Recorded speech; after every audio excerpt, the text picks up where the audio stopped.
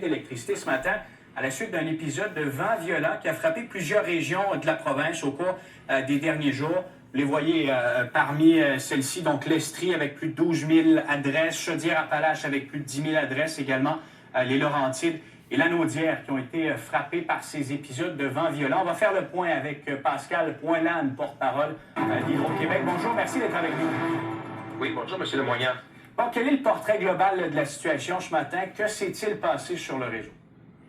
Bien, écoutez, d'abord, on vit un événement de vent violent consécutif qui souffle sur le Québec depuis hier matin et on savait que ça allait se poursuivre durant la nuit puis aussi au courant de l'avant-midi, même en après-midi pour les régions plus à l'est de la province. Donc, dès hier, on avait des pannes. On avait environ 85 000 abonnés d'Hydro-Québec sans électricité, mais on a réussi à rétablir presque la moitié de ces pannes-là vers 20 h le soir. Sauf que les rafales ont continué à souffler. Le vent s'est changé. Là, on avait un vent du sud. C'est devenu un vent de l'ouest avec le front froid qui s'en venait. Et donc là, vraiment, là, c'était des rafales au-delà de 90 km à l'heure. Je pense qu'il y a des gens qui ont dormi cette nuit et qui entendaient le vent souffler dans leur maison. Et ça, évidemment, ça met à l'épreuve le réseau d'Hydro-Québec. Si bien que même si on avait rétabli beaucoup de pannes en soirée, il y a de nouvelles pannes qui se sont déclarées au courant de la nuit. Vers 2 h du matin, on avait dépassé les 100 000 abonnés sans électricité. Puis vous voyez que ce matin, là, avec nos équipes, on a réussi tranquillement à rétablir le courant pour plusieurs abonnés. Il y a de nouvelles régions qui sont touchées, par contre, qui s'ajoutent avec ces nouvelles pannes. Bon, vous parliez de vent violent. Là, il y a également une combinaison de température douce suivie d'un refroidissement soudain. Est-ce que ça complique la situation? Ça n'a pas vraiment d'impact sur le nombre de pannes, mais cependant, c'est vrai que nos employés doivent se déplacer d'un secteur à l'autre. Alors, dans les déplacements, notamment avec les routes qui sont maintenant gelées, alors hier, plutôt, c'était des routes qui étaient gorgées d'eau. Aujourd'hui, ce sont des routes gelées. On doit faire attention, se déplacer peut-être un peu plus prudemment. Aussi, on a du travail en hauteur, du travail en nacelle à faire. Alors, ça, évidemment, quand il y a des vents violents, il faut redoubler de prudence. Ça peut ralentir un petit peu les travaux, mais vous le voyez là en ce moment, le nombre d'abonnés tranquillement là, qui sont rétablis progresse très bien. On a 400 travailleurs monteurs de ligne en ce moment qui sont sur le terrain et à pied d'œuvre. Est-ce qu'on concentre les efforts dans certains secteurs là où la situation est plus problématique? On a des équipes partout aux endroits où il faut mettre les efforts nécessaires. Il y a des équipes qui peuvent même changer de région au besoin. La différence avec hier, c'est qu'en plus de la Montérégie et de l'Estrie, on a des régions qui se sont ajoutées, comme Chaudière-Appalaches. On va aussi au nord du fleuve Saint-Laurent, la Naudière, Laurentide également. Donc, c'est vraiment là, les endroits où nos équipes redoublent d'ardeur.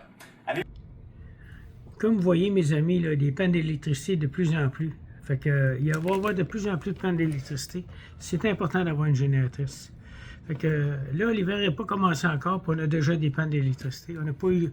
Tu sais, l'Hydro-Québec, il y a des vents, il y a toutes sortes de choses. Fait que c'est très important d'avoir une génératrice. Fait que ceux qui désirent avoir une génératrice, attendez pas qu'il y ait une panne, c'est trop tard. Là. Il faut vérifier, il faut tout de suite installer une génératrice. Vous avez des génératrices qu'on peut ployer sur le panneau électrique directement, puis vous pouvez vous servir de tous vos accessoires dans la maison, le frigidaire, le congélateur, le chauffe-eau, le poêle, tout. On met des génératrices sur une génératrice au propane avec 2 bonbonnes de propane. Elle fait toute la maison complète. Fait que si vous partez en voyage, puis il y a une panne électrique, bien, la génératrice embarque. Quand la panne a fini, la génératrice elle débarque. C'est une grosse sécurité pour vous, là, pour votre maison. Ça peut être 2 jours, 3 jours en panne aujourd'hui, là, avec la neige, tout ça, c'est tout ce qu'on vit là. Fait que c'est important d'avoir une bonne génératrice. Il y a des génératrices des 18 kW, des 22 kW. Fait qu'on a le financement sur 120 mois pour une génératrice. La génératrice, ça vous appartient. Puis tant que aussi longtemps que vous allez avoir la maison, vous êtes protégé à 100%. C'est comme votre auto. Vous avez un spare, des fois vous n'en servez pas, mais vous êtes content. Si vous avez un fret, ne partez pas en voyage sans avoir votre spare. Fait que une maison, ça prend une génératrice actuellement.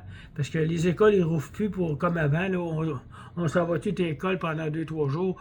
Ça ne marche plus. Là. Votre frigidaire se vide. Les frigidaires coûtent une fortune à remplir. Puis les congélateurs aussi. Fait que c'est important d'avoir votre génératrice. Aussi important qu'avoir un spare dans votre auto. Communiquez avec moi à 514-602-8151. Je vais vous trouver quelqu'un qui installe les génératrices. Si votre thermopompe elle est vieille, ou une nouvelle thermopompe qu'on installe, vous avez une subvention d'Hydro-Québec, jusqu'à 4 000, 5 000 $ de subvention, puis vous avez un financement de 10 ans. Fait que c'est le temps de le faire. Remplacez votre vieille thermopompe de 8 ans, 10 ans, mettez-en en neuf, vous allez être protégé pour une bonne secousse. Jusqu'à temps, vous allez garder votre maison. C'est pour la vie, une génératrice. Merci, puis bonne journée. 514-602-8151.